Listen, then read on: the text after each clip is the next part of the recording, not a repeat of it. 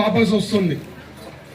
పెన్షన్కి వచ్చే వాళ్ళకి ఎవరికైనా అయితే ఖర్చు ఎంత అవుతుంది? 450 పోతే 3500 మిగులుతుంది. ఇంకా ఈ ప్రభుత్వంలో అట్లా అన్నా క్యాంటీన్లు ఏమైనా ఉన్నాయో అన్ని పీక్ పడేసినారు. వాళ్ళ ఉసురు తగులుతుంది, వీధిలో ఉసురు తగులుతుంది నాకు తెలిసి ప్రభుత్వం పైన. ఎందుకంటే చాలా అన్యాయం అది. 5 రూపాయలకి ఇచ్చే అన్నం పెట్టే అన్నా క్యాంటీన్ తీసేయడం అంటే దానంత ఇంకో ద్రోహం ఇంకోటి ఏం అనేది ఇంకా ఊహించలేం. వాళ్ళు చేసిన ద్రోహం మాత్రం ప్రజలకి. సో మీరందరూ కూడా ఓటు హక్కును సరిగ్గా వాడుకోవాల్సింది అనేదే నేను రిక్వెస్ట్ చేసేది. ఫ్రీ బస్సు, ఎస్పెషలీ మహిళలకి డిస్ట్రిక్ట్లో ఫ్రీ బస్సు కూడా ఉంటుంది. ఏపీఎస్ఆర్టీసీ బస్సు ఎక్కడైనా పోలకి 15,000, ముగ్గురు అంటే 45,000 సంవత్సరానికి వస్తుంది.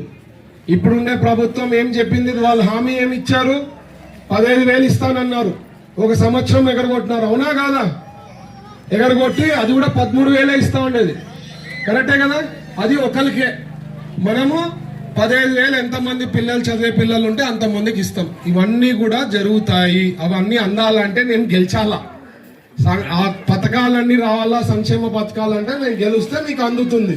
లేకపోతే అడిగేవాడు ఎవడు ఉంటారు? మీకు చెప్పి తెప్పియాలా కదా. నేను నాట్లా నాయకత్వం ఉంటేనే తెప్పిగలుగుతా. సో ఓటు హక్కును సరిగ్గా వాడుకోండి. అవి కాక నా 6 గ్యారంటీలు కూడా ఉన్నాయమ్మా.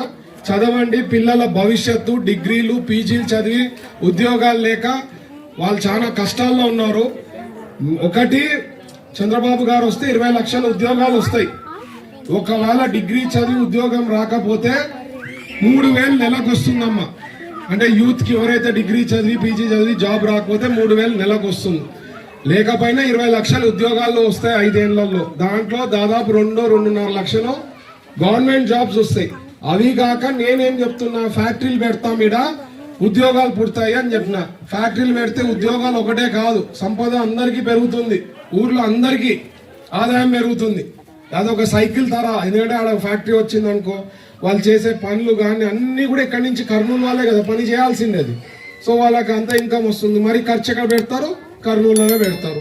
సో అట్లా సైకిల్ తరా అది. సో మీ ఓటు హక్కును సరిగ్గా వాడండి అంటున్నా. తర్వాత ఈ కాల్వాలు, ఇళ్ల పట్టాలు, ఇట్లాంటి సమస్యలన్నీ కూడా నేను తీర్చగలుగుతా. చాలా చోట్ల వైర్లు హ్యాంగింగ్, షార్ట్ సర్క్యూట్, ఇట్లాంటి ప్రాబ్లమ్స్, కరెంట్ పోల్స్ తీగల నుంచి ప్రాబ్లమ్స్, ఇట్లాంటివి ఎన్నో విన్నా నేను. పెన్షన్ కట్ అయినాయి, అవన్నీ పెన్షన్ వచ్చేలాగా చేస్తా. నీళ్ళ సమస్య లేకుండా చూసుకుంటా 5 ఏళ్లలో. ఏం తల్లి ఇన్ని చేస్తానంటున్నా. నేను డబ్బు తినేకి కాదమ్మా మిగతా నాయకుల్లోకి వస్తా ఉండేది, పని చేసేకి మంచి పేరు తెచ్చుకునేకి వస్తున్నా. మీరందరూ కూడా నాకు అవకాశం ఇవ్వాలా. సైకిల్ గుర్తు 2 సైకిల్స్ కి ఓటేసి గెలిపియండి. ఓకేనామ్మా?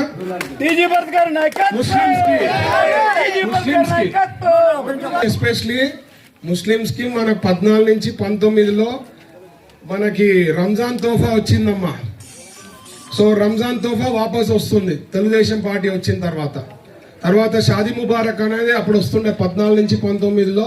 ఎవరికైనా పెళ్లిళ్ళు అయితే ఆ కార్డు తీసుకోపోతే 50,000 వచ్చేది. అది ఎత్తేసినారు.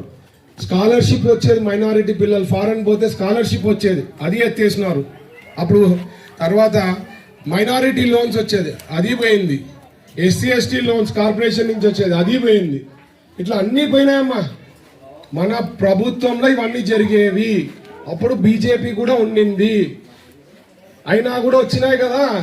ఇవేం వాళ్ళు ఆపలే కదమ్మా. వాళ్ళు ఏమంటే అవి లేపుతుంటారు. బీజేపీతో పెట్టుకున్నారు, ఇవన్నీ ప్రాబ్లమ్స్ అయితే అవి అయితే. మైనారిటీస్ ది 4% రిజర్వేషన్ తీసేస్తారు. ఎవరు తీలేరు తల్లి. అది ఆ మాటలు నమ్మొద్దండి. సుప్రీంకోర్టులో ఉంది అది. మేము తలుచుకుంటేనే, ఎవరో చంద్రబాబు గారు తలుచుకుంటానో లేకపోతే మోడీ గారు తలుచుకుంటేనే పోదు అది. అది సుప్రీంకోర్టులో ఉంది, ఇప్పుడు కాదు. అది ఎప్పటి నుంచో పెండింగ్ ఉండే పిటిషన్. సో అవన్నీ వాళ్ళ మాటలు నమ్మి మీరు పొరపాటు చేసుకోవద్దండి. ఆల్రెడీ ఒకసారి అట్లే నష్టపోయినారు. లాస్ట్ టైం మైనారిటీ ముస్లిం అని చెప్పి ఓటేసి గెలిపించారు. మరి అట్లే చేసి తీవ్రంగా నష్టపోవద్దండి. అదే స్ట్రాటజీ ప్రతిసారి పనిచేయదు. ఏమా, ఒక అవకాశం ఇవ్వండి. పని చేసే నాయకుడు నేను. తర్వాత మేము ఎంతో సేవ చేశాం, ఓడిపైన సేవ చేస్తూనే ఉన్నాం 10 ఏళ్ల నుంచి. ఇవన్నీ గుర్తించండి అని అదే ఒకటే నేను రిక్వెస్ట్ చేస్తూ అవకాశం ఇవ్వాల్సిందిగా రిక్వెస్ట్ చేస్తున్నా. జై హింద్. సైకిల్ గుర్తుకి ఓటేసి గెలిపేయండి.